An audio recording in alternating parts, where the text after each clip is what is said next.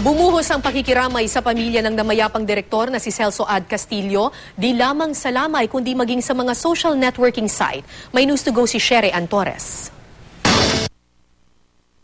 Hindi na umabot pa ng buhay sa ospital sa Paquis, Laguna ang batikang direktor na si Celso Ad Castillo. Namatay siya sa edad na 69.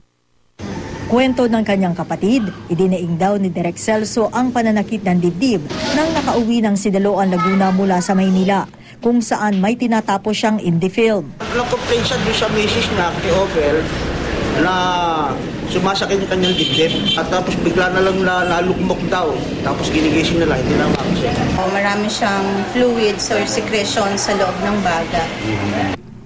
Ilang taon na raw nakikibaka sa lung cancer si Director Celso at sa kanyang pagpanaw, bumuhos ang mga mensahe na pakikiramay sa mga social networking site. Ang anak niyan si Christopher, sinabing mamimiss daw ang kanyang ama. 18 taong gulang pa lamang si Castillo nang pasukin ang mundo ng pelikula.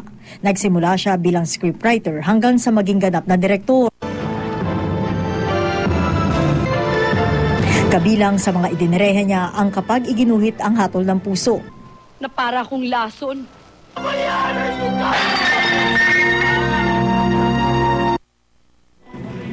At Payaso. Kaibigan, bakit malungkot ka? Samantalang ikaw ay dapat na masaya. Gayon din ang mga itinuturing na Celso Kid Classic, tulad ng Ang Pinakamagandang Hayop sa Balat ng Lupa, Burlesque Queen at Virgin People.